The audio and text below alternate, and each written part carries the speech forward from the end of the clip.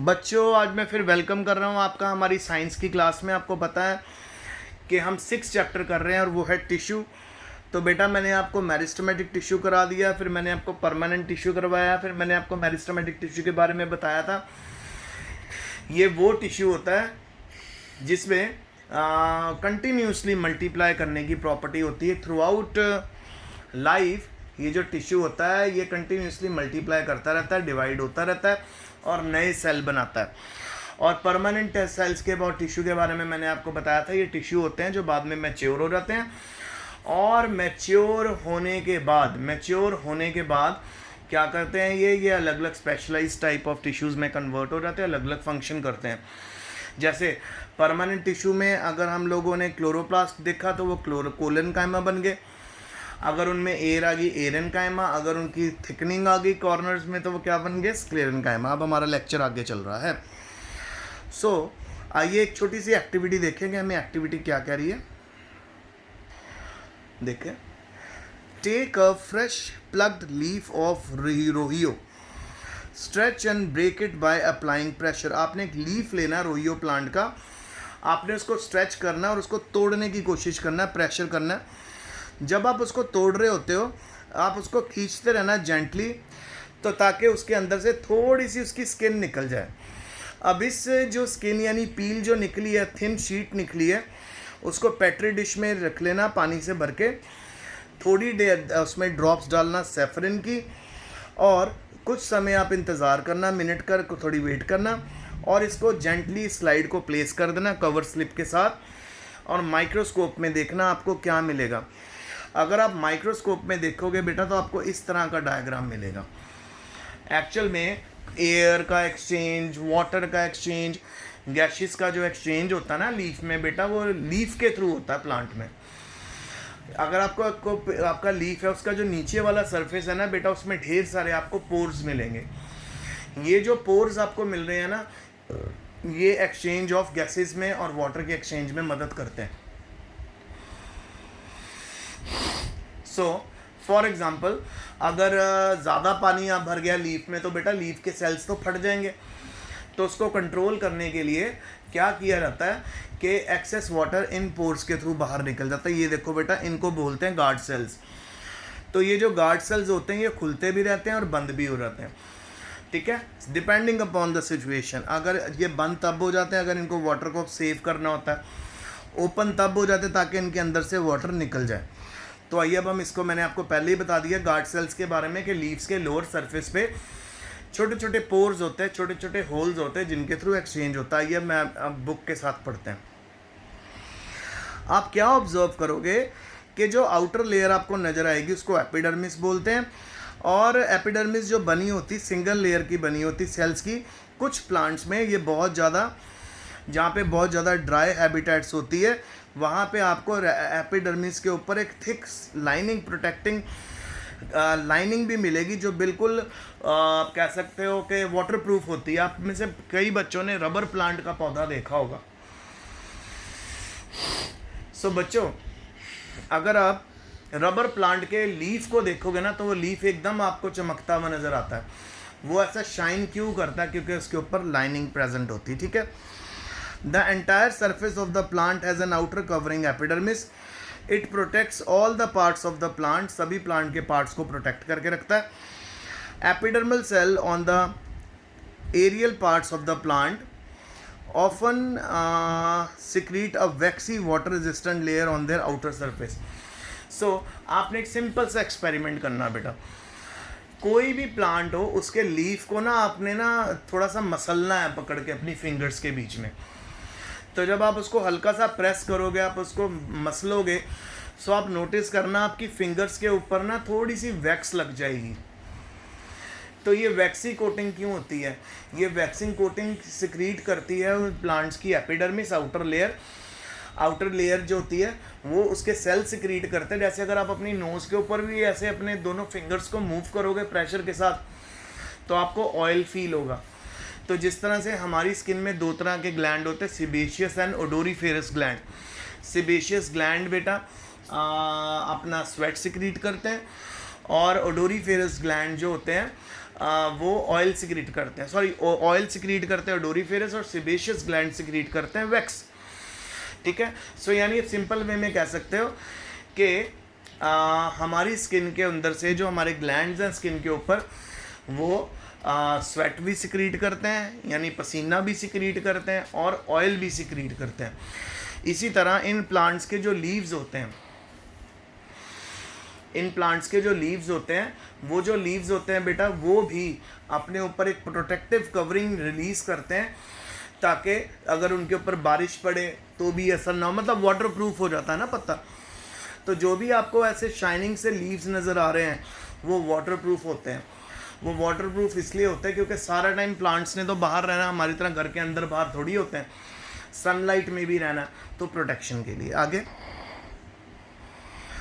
और इनका जो रोल है वो प्रोटेक्टिव होता है। एपिडर्मल टिश्यू के जो सेल्स होते हैं कंटिन्यूस लेयर बनाते हैं विदाउट इंटरसेलुलर स्पेस, और मोस्ट जो एपिडर्मल सेल्स होते हैं वो फ्लैट होते हैं, और उनके आउटर साइड्स वॉल्स जो होती हैं वो थिकर होती हैं इनर वॉल से। हम देख सकते हैं छोटे छोटे पोर्स हमें नज़र आते हैं इन एपिडर्मिस के लीफ में, और ये जो पोर्स हमें नज़र आ रहे हैं इनको हम स्टोमेटा बोलते हैं, और स्टोमेटा बिल्कुल किडनी शेप होते हैं, और इनको हम गार्ड सेल्स भी बोलते हैं। ये वाले सेल बेटा जो आपको डायग्राम में यहाँ देख रहे हैं ना, इनको गार्ड सेल्स भी बोलते हैं। उसके बाद हम यहाँ पे आगे चलते हैं। फिर उसके बाद these are necessary for exchange of gases with atmosphere. तो एक्सचेंज ऑफ गैसेज जो होता है ना, यानी अगर किसी गैस की नीड है, जैसे कार्बन डाइऑक्साइड की नीड होती है, जो फोटोसिंथेसिस, आपने 6th 5th में पढ़ा है फोटोसिंथेसिस क्या होता है। ये वो मेथड होता है जिसकी मदद से प्लांट अपना खाना बनाते हैं, तो प्लांट का खाना बनता है फोटोसिंथेसिस। क्या क्या यूज़ करता है फोटोसिंथेसिस में? एक तो जी क्लोरोप्लास्ट होना ज़रूरी है, सनलाइट होना ज़रूरी है, वाटर होना ज़रूरी है, कार्बन डाइऑक्साइड होना ज़रूरी है। जब प्लांट को जो कार्बन डाइऑक्साइड गेन करता है वो इन पोर्स से ही कार्बन डाइऑक्साइड आती है। ये देखो, ये लीफ के पोर्स। अगर मैं आपको ड्रॉ करके दिखाऊं, देखो ज़रा, सपोज ये हमारा लीफ है,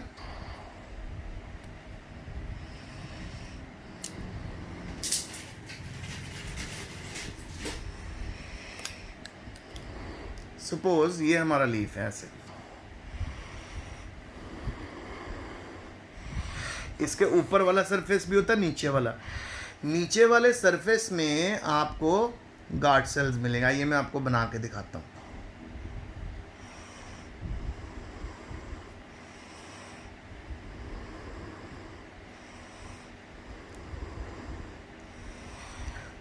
ये जो सेल्स हैं बेटा, ये इस तरह से होते हैं, किडनी शेप होते हैं, यहाँ पे ओपनिंग्स होती हैं इनमें ऐसे, ये होते हैं गार्ड सेल्स।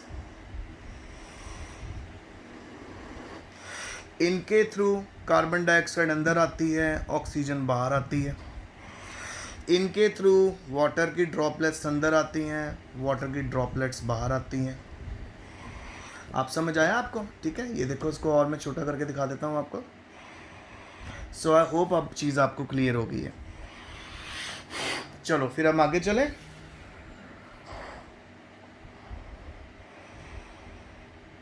फिर उसके बाद तो आपने ये देखा कि इनको स्टोमेटा बोलते हैं, जो मैंने आपको यहाँ पे गार्ड सेल बनाया ना, इस पूरी ओपनिंग को बोलते हैं स्टोमेटा। Over now. अच्छा, अब हम आगे चलते हैं। आप रिकॉल कर सकते हो कौन सी गैस चाहिए फोटोसिंथेसिस के लिए, और ट्रांसपिरेशन का मतलब क्या होता है बेटा? हमारी जो प्लांट्स होते हैं, लीव्स होते हैं, उनको कार्बन डाइऑक्साइड गैस चाहिए फोटोसिंथेसिस के लिए। और ट्रांसपिरेशन का क्या रोल है आपको पहले तो मैं बताना चाहता हूँ। ट्रांसपिरेशन होती क्या है? ट्रांसपिरेशन होती है जी loss of water from aerial parts of leaf, यानी जो ऊपर वाला सरफेस होता है लीफ का, उसके ऊपर से जब पानी उड़ता रहता है उसको ट्रांसपिरेशन बोलते हैं। ट्रांसपिरेशन इसलिए ज़रूरी है क्योंकि बेटा जो प्लांट है वो हाइट में भी बढ़ेंगे, बहुत लंबे लंबे ट्रीज़ हो जाते हैं, तो उनको पानी भी चाहिए, उनको फूड भी चाहिए, तो उनमें स्पेशल सेल्स और टिश्यू होते हैं। मैंने आपको बताया था जाइलम और फ्लोएम। तो जाइलम का काम है बेटा वाटर का ट्रांसपोर्ट, फ्लोएम का काम है जी फूड का ट्रांसपोर्ट। तो जब कंटिन्यूसली ट्रांसपिरेशन होती है प्लांट्स के अलग अलग पत्तों के ऊपर से, जब पानी उड़ता है तो वहाँ पे एक तरह का प्रेशर बनता है, उस प्रेशर से सारा पानी और सारा उनका फूड ऊपर तक चला जाता है, सारे प्लांट को मिल जाता है। तो आप इस ट्रांसपिरेशन को कंसिडर कर सकते हो कि आपके घर में अगर कोई मोटर लगी है उसके साथ। आप सभी को पता है कि भी टंकी के अंदर पानी कैसे भरता है, मोटर के बिना आपकी टंकी में पानी भर जाएगा अगर आपका फ्लोर 5वां 6वां नहीं, आपको मोटर लगानी पड़ेगी, मोटर पानी को खींच के ऊपर भेजेगी।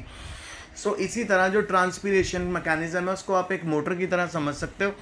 जैसे जैसे पत्तों के ऊपर से पानी उड़ता जाता है, जैसे जैसे पानी उड़ता है वैसे वैसे बेटा पानी ऊपर चढ़ता रहता है और सबको, सारे प्लांट के पार्ट्स को पानी मिल जाता है, फूड मिल जाता है। सो बच्चों मेरा क्वेश्चन, और उसके बाद हम पहुंच जाते हैं एपिडर्मल सेल। अगर आप देखो तो आज हम एपिडर्मल सेल कर रहे हैं। एपिडर्मल्स का सेल क्या होता है? बिल्कुल बाहर वाली लेयर, प्लांट्स की बाहर वाली लेयर, बाहर वाले जो सेल्स होते हैं उनको एपिडर्मल सेल बोलते हैं। एपिडर्मल सेल अगर आप रूट्स के देखोगे वो बिल्कुल डिफरेंट होंगे, वो पानी को अब्जॉर्ब करने वाले होते हैं, तो वहाँ पे उनके पास लंबे लंबे हेयर होते हैं। तो वो जो रूट्स होती हैं वो हेयर की तरह प्रेजेंट होती हैं ताकि वो ढेर सारा पानी अपने अंदर खींच सकें। इसी तरह अगर आप डेजर्ट में चले जाओगे तो जितने प्लांट्स हैं उनकी जो बाहर वाली लेयर है एपिडर्मिस बड़ी थिक हो जाएगी, वैक्सी हो जाएगी, ताकि कम से कम ट्रांसपिरेशन हो, पानी का कम से कम लॉस हो। और यही एपिडर्मिस प्रोटेक्शन का भी काम करती है, ठीक है, यानी हेल्प करती है प्लांट को बचाने के लिए, सनलाइट से बचाने के लिए, पानी से बचाने के लिए। तो आज का मेरा लेक्चर किसके ऊपर था? एपिडर्मिस। एपिडर्मिस क्या है? किसी भी प्लांट की सबसे बाहर वाली लेयर को एपिडर्मिस बोलते हैं। और एपिडर्मिस लेयर जो हमारे प्लांट के लीव्स में भी मिलेगी, और वहाँ पे आपको मैंने गार्ड सेल्स बताए, ओपनिंग्स बताई, जिनके थ्रू एक्सचेंज ऑफ गैसेस और एक्सचेंज ऑफ वाटर होता है। तो बेटा इस चैप्टर में हम धीरे धीरे आगे बढ़ रहे हैं। मेरिस्टेमेटिक सेल्स हो गए, टिश्यू हो गए, परमानेंट टिश्यू हो गए, उनकी टाइप्स होगी कोलेनकाइमा, एरेनकाइमा, स्क्लेरेनकाइमा। फिर उसके बाद आपको मैंने करवा दिया एपिडर्मिस, वो भी मैंने क्लियरली करवा दिया। आपको लीफ की एपिडर्मिस में बताया, गार्ड सेल्स होते हैं, पोर्स होते हैं, स्टोमेटा होती है। आपको रूट की एपिडर्मिस में बताया कि जी वहाँ पे क्या होते हैं? रूट हेयर्स होते हैं। तो आज का लेक्चर यहीं तक है। Stay home, stay safe, study hard and best of luck. अपनी क्वेरीज रेडी रखा करो, कभी भी जब हमारी ऑनलाइन क्लास हो मुझे क्वेश्चन आंसर पूछ सकते हो।